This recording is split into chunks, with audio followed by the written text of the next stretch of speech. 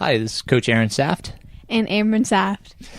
I have a co-host tonight, or today, or whenever you listen to this.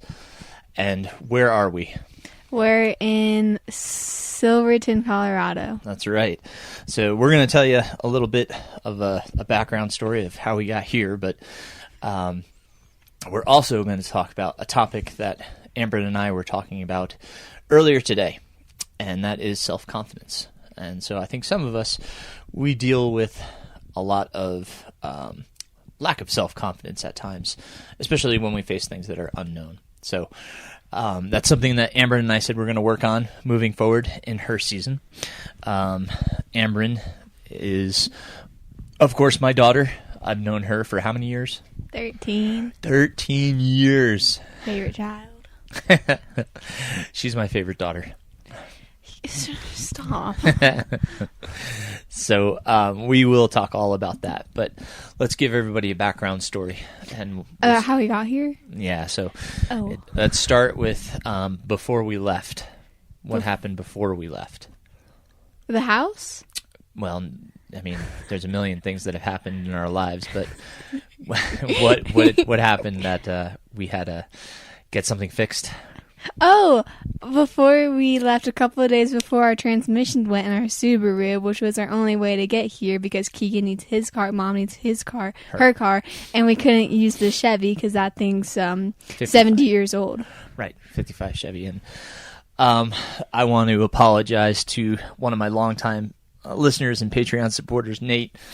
Nate is a transmission specialist, and I didn't think about it till after the fact. My friend Zach Dean and one of my athletes took care of it for me expeditedly. As Ambrin said, it was a few days prior to us leaving. I heard the transmission slipping. Yeah, he's pretty awesome, though. That's Yes, great. Zach did us a huge favor, and again, my apologies to you, Nate. Always want to try to give business to my friends, and so we got the transmission fixed, thankfully, and we were able to get on the road. We have a new puppy in the family, too. Yeah, Saya. She's my dog. What type of dog is Saya? She's a mini toy Australian Shepherd. Right. So she's smaller than a mini. Right, and we have a mini. Many of you know Miles. We've now added to the Saft family. A little chunky monkey. So Saya is our newest addition. It was very hard to leave both Miles and Saya behind, but Oh, yeah. And yesterday, Saya had a little stare down with a deer, and it was so cute, and we got pictures, and then Miles came and ran away, like, made the deer, like, bark at it and run away, and I didn't know Miles could run that fast. It's cute. So we began our journey. We got near St. Louis, and then what did we decide to go see? We got to see the Arch of St. Louis. Yeah, which was very scary. We took the elevator-esque ride. That was okay. It's the size of a dishwasher.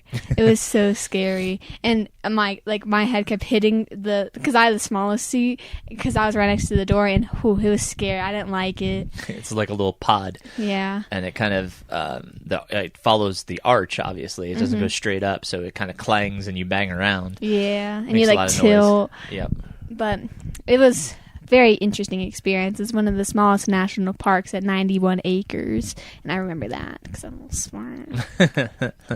So we got to see St. Louis from a pretty cool vantage point. Yeah, and we got to see the river that got like flooded, Yep. and we got to see like all these huge logs on the side, and it was a cloudy day, but we could still see everything perfectly, and we got to see a baseball stadium and an old football stadium. Yeah, it was the St. Louis Rams. It was their former stadium, correct? And it still has like a lot of seats and everything.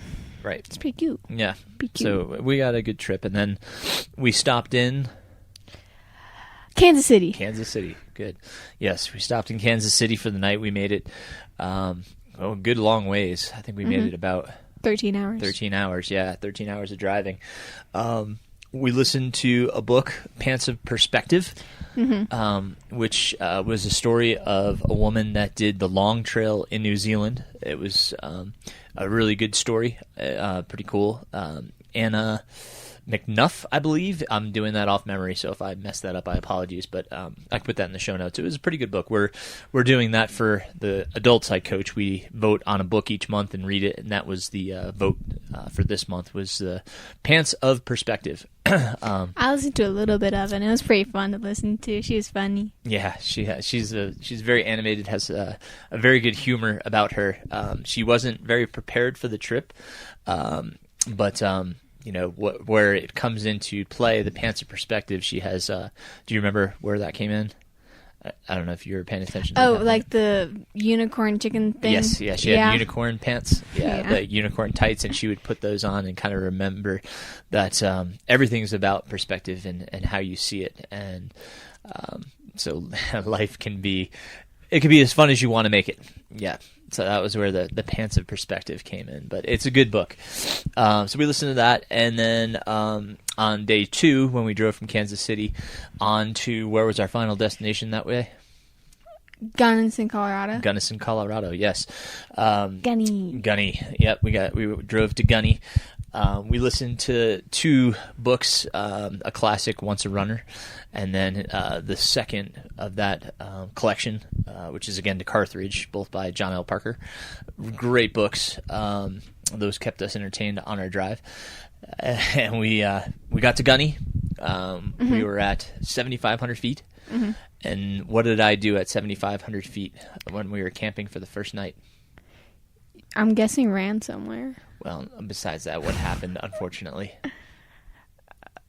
I don't know. I broke my laptop. Oh, yeah, you broke your laptop, and we had to drive 2 hours to get another one. And, that's a long story. Yeah, well, we can give him the abbreviated version. Well, so he broke his laptop like a little special boy, and then I got, like, the perfect s'more. I took 5 tries and got the perfect one the 5th time.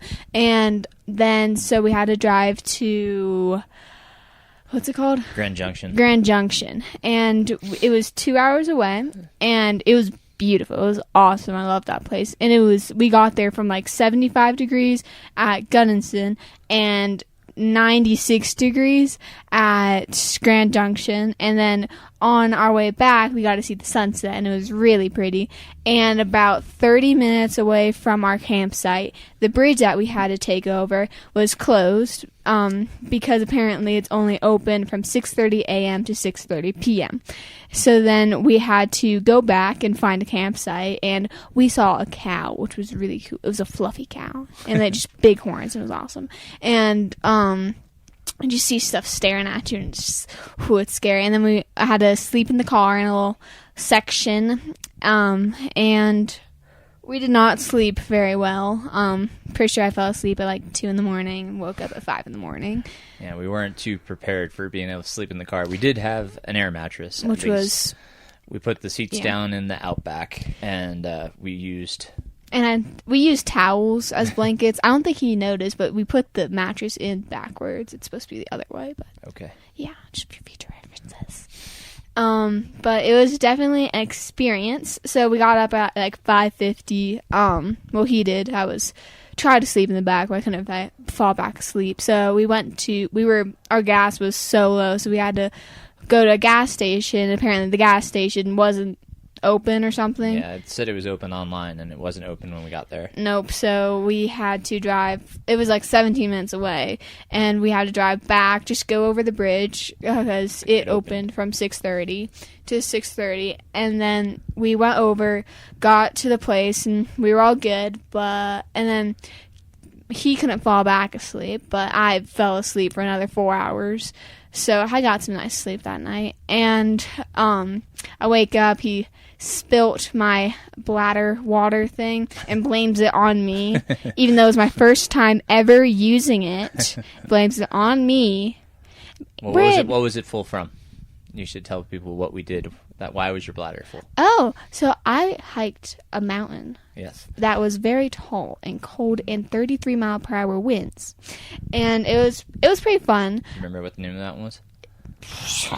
Monarch. We were up at Monarch Pass. Monarch? Yep. Oh, okay. Well, we hiked to the top. It was like a little over a mile. Pretty easy. And how high did we get? What was the elevation? Remember? I want to say 9. It was higher. 10. Higher. 11. A little higher. 12? Yeah, we were up at 12,000. I did not know that. Yep. Well, we got to the top and it was super windy, so we went down a little bit to this snow part, and I was like, oh, I would love to see snow in the summer. So we got to the snow, and it was taller than me, and I'm 5'3". I'm a very over average tall person. Hope Mom knows that. She thinks I'm short. When are you gonna grow? But we got to the snow, and it was really fun. And then there was this clear lake at this bottom. We just took a second, looked at the mountain. I ate gummies. Black Forest gummies. I love those. I have a pack for this podcast.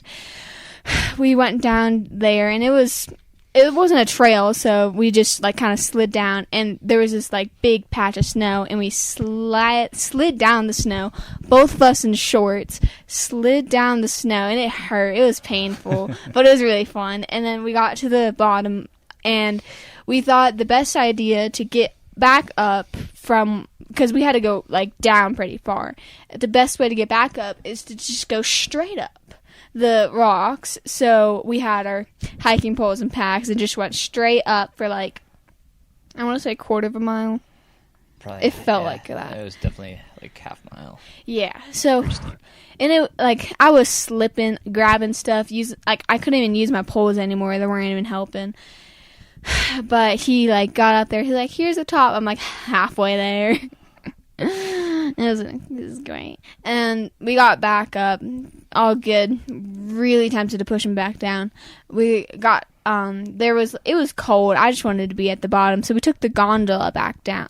Gondola? Yeah. We took the gondola back down, and on our the guy's like, sure, and we just paid, and we see tram closed due to winds. So I was like so scared because the winds were going so fast, and he's like, it's fine, it's not closed. So we get to the bottom, and it was apparently closed. Well, they closed it after we got down. Oh, shit. Yeah. That's what... Yes. So true. Monarch has the highest winds recorded in Colorado, I believe the guy said. What? Yeah, so we go through Monarch during High Lonesome, so we were up there to kind of see what that part of the course would be like, and it was super pretty, very pretty up there. That was awesome. Yeah, it was gorgeous. Aside from the wind, it was definitely beautiful. I would jump up and it would take me. So we definitely have to be prepared for that. Next week we're going to talk all about High Lonesome and the pre-race plan and all that good stuff. So that will be next week. But yeah, it was a really nice hike. We got to do some fun stuff. We got to go zip lining and whitewater rafting. Oh yeah. So we've had some. The whitewater rafting. Oh, our guide was great. He kept putting my dad in the big what are they called? The rapids. He he would always get the wettest, and it was awesome. So there was this, we would stop to go to the bathroom, we'd coop and everything, that the safety boats get ahead of us, and they would let you jump in. And so everyone was like, okay, now we're done, 5, 4, and then anyone else want to do it? And I pointed at him, and he's like, well, sir, come on, you've been voluntold.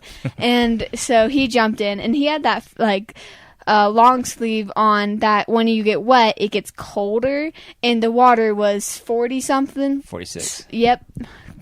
And so he had to go jump in the little river with his long sleeve that gets colder, shivering, and it was really funny to watch. And then we got back on our boats, and he just kept shaking. I was laughing so hard because I only got my shorts wet. She's so nice. It was a great time. It was cold, but it was fun. We had a good time whitewater rafting. And then we on Zip Tuesday. Oh. Well, the zip lining was before that. We did it. But the Tuesday we were planning to drive to Silverton, which is where we currently are, and today is Wednesday. So on Tuesday we looked up whether the bridge was open, right?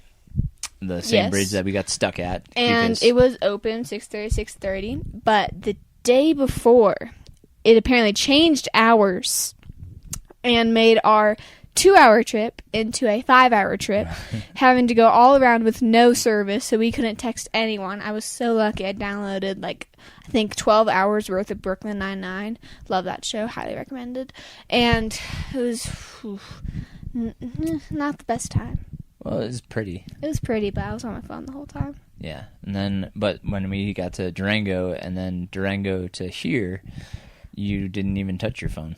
I know. That was an hour. Yeah. That was beautiful. I just couldn't take my eyes off of it. Right. And when we got here, what did you keep saying about the surroundings? It looks fake. Yeah. I feel like if I touch its cardboard, it's going to fall off over because it looks so pretty to be real. It's crazy. Yeah. Yeah. And this will kind of transition into our topic today, but what did we just come back from? What did we go watch and listen to? Courtney DeWalter and 31 girls that are running Hard Rock, and some couldn't make it, but I was surprised that out of 150, only 31 girls are part of that. Yeah. But it was really cool to listen to, and we got to meet some awesome people. I got to meet this one girl. What was her name? The one with the tattoos. I liked her. Carrie Barris. Oh, yeah, she was awesome. She's the race director for Hellbender now. Yeah. Yeah. So Carrie Barris's sister, Lainey, is racing, and she was on the panel. Yeah. As was Courtney and Tara Dower. I love Courtney. I think everybody loves Courtney. I know, she's just, I don't know the word for it. You just can't not love her. Did you take anything away from what you were listening to? Did you hear anything that resonated with you? Well, I liked, like, when they were, like, asking questions, and they said, what is, like, some things we can do better, and everyone gave their opinions about stuff they could do, and I really liked the one where it was, this doesn't affect me, but I thought it was a good idea, where it shouldn't be certain races to qualify for. It should be, like, any 100-miler that's a race, or something like that, you know? Well, do you understand why they do it that way? No, I don't really listen to any of this. Well, so just to explain it, this is a really hard race, obviously, and they want to make sure that you're prepared for it. So the courses that they use to qualify, they feel will help prepare you for doing this race. Whereas if you did a race in, let's just say, like Illinois on like a flat rail to trail. Sounds familiar.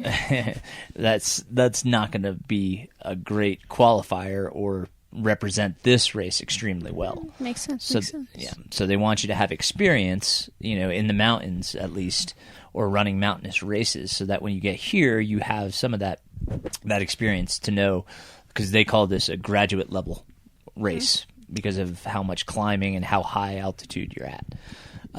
So I understand, and so the question was, how can we make it more accessible to women? And so that was one of the ideas. Another was to make FKTs count, doing like long FKTs, and that could be, and that's what we use for Hellbender. We say that you can do your own course. You don't necessarily have to get an FKT, but if you could do a course, that has a certain amount of elevation gain on your own and prove that you did it, that's good proof to be able to run Hellbender. Yeah. And so, using something similar here at Hard Rock would make it more accessible to perhaps some women that, can't get into those type of races, due to either cost or other Off factors. topic, I think I lost my pinky toenail. Okay.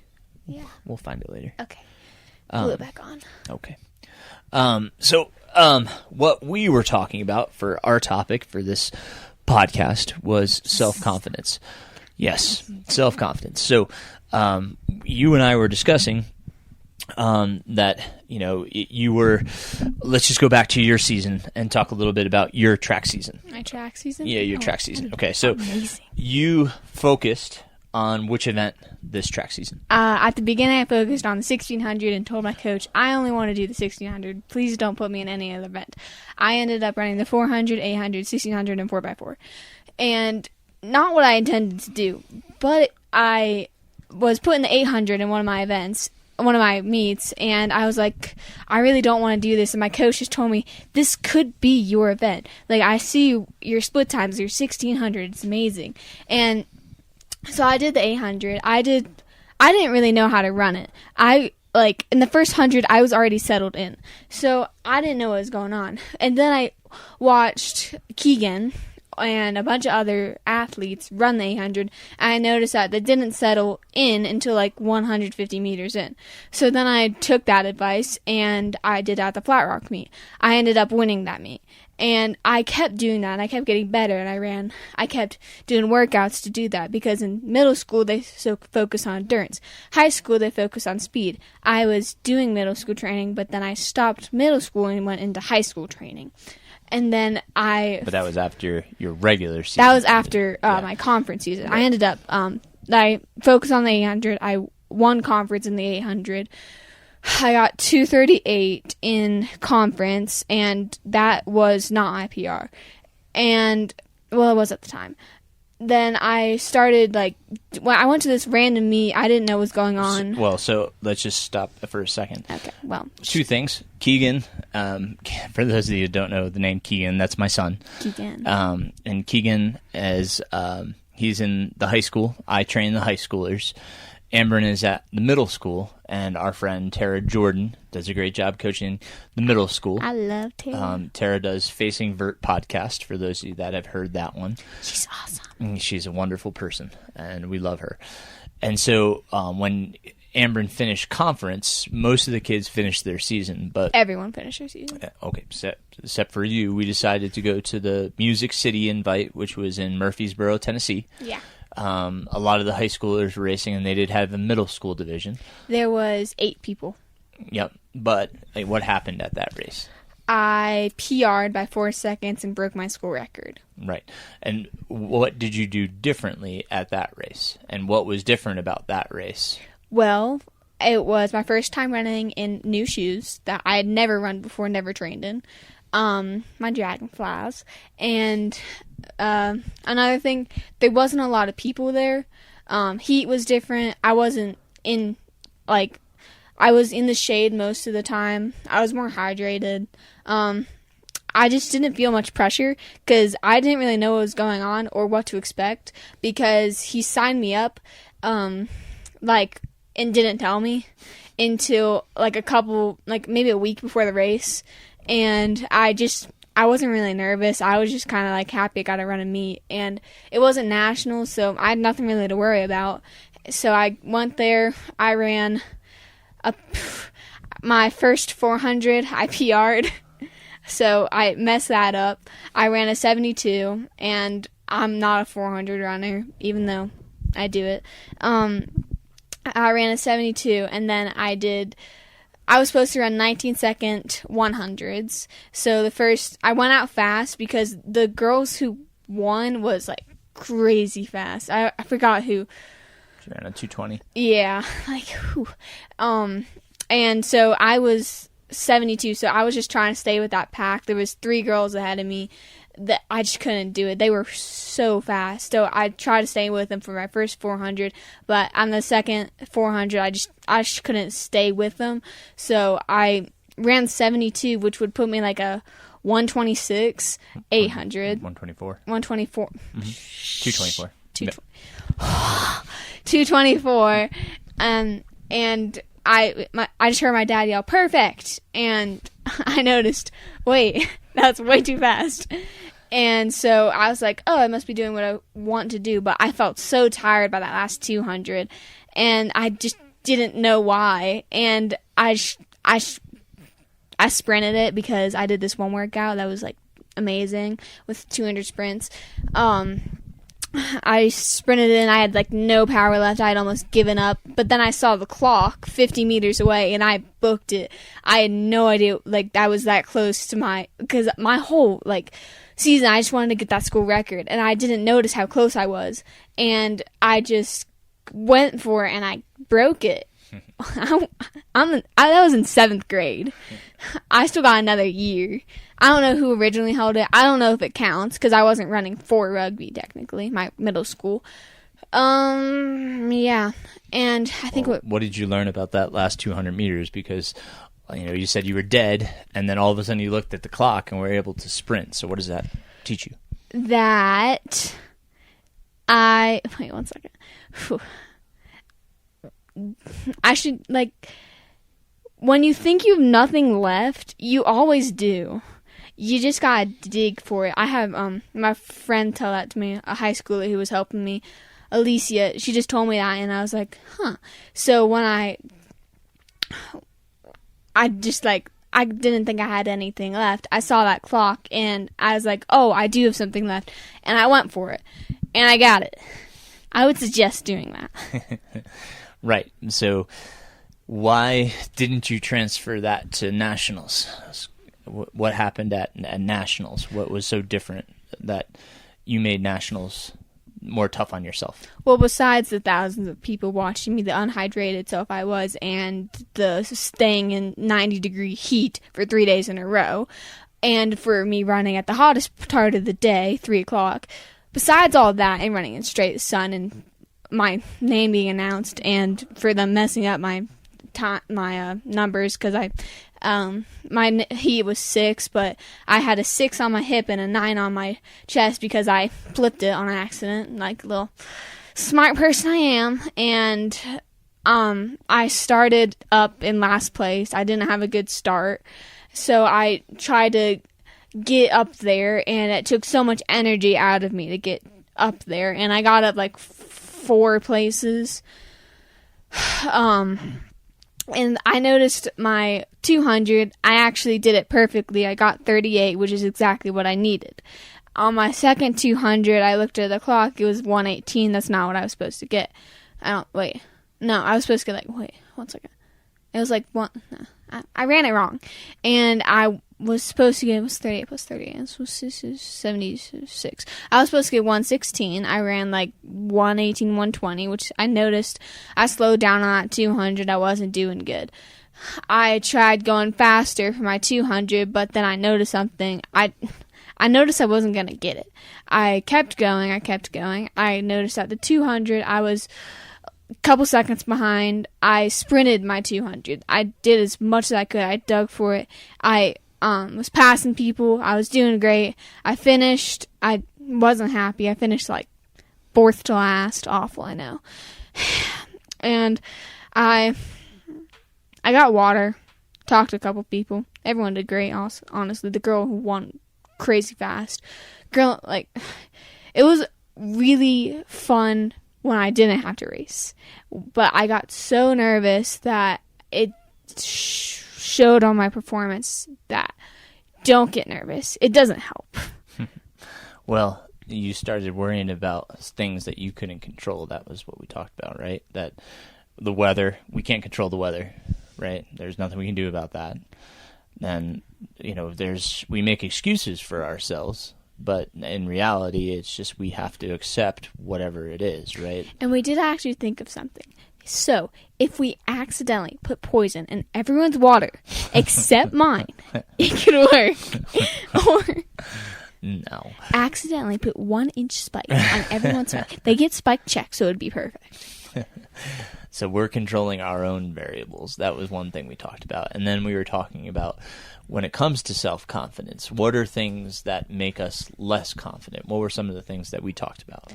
It was mostly stuff that I couldn't control. Right. It was if people had trained more than me, if I hadn't trained enough, even though I never skipped a day. I'm pretty proud of that. As you should be.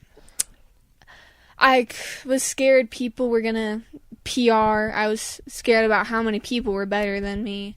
I was scared that I was only in the second heat out of 3. I was scared about too much that I couldn't control. Right.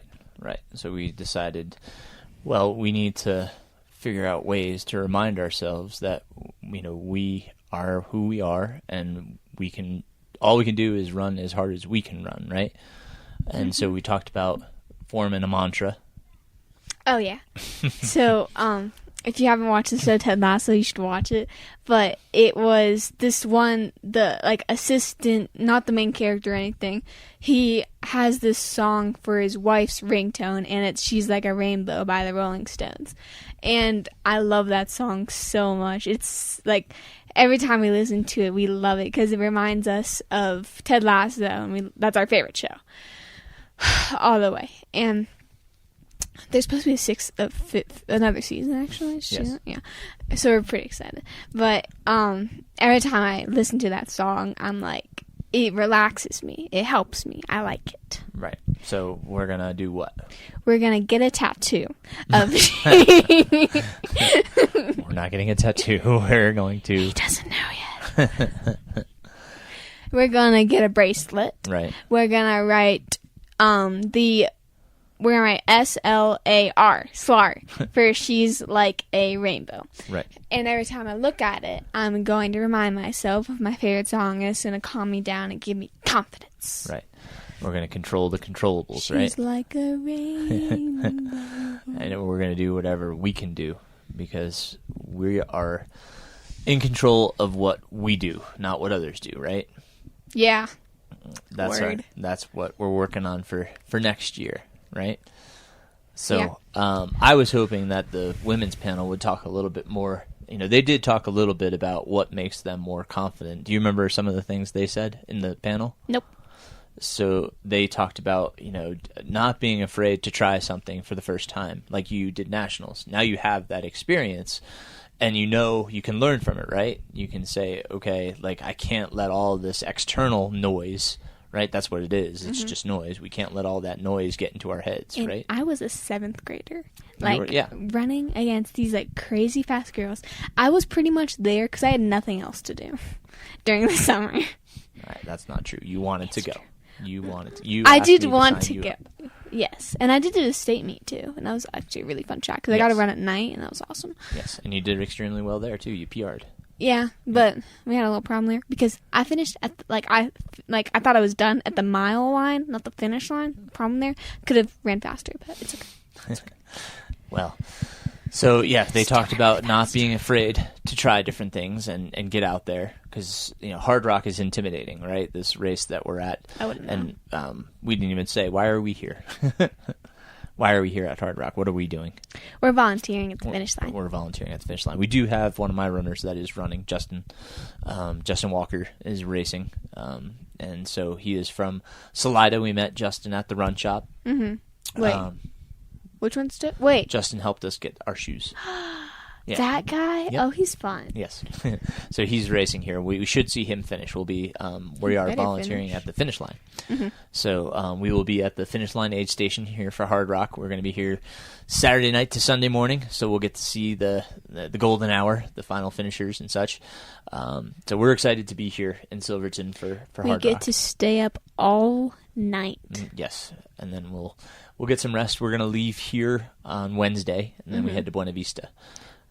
Buena Vista. Buena Vista. So, how far away is that? I haven't even looked yet. Oh, that's fantastic. But hopefully the bridge is open, and maybe that'll be.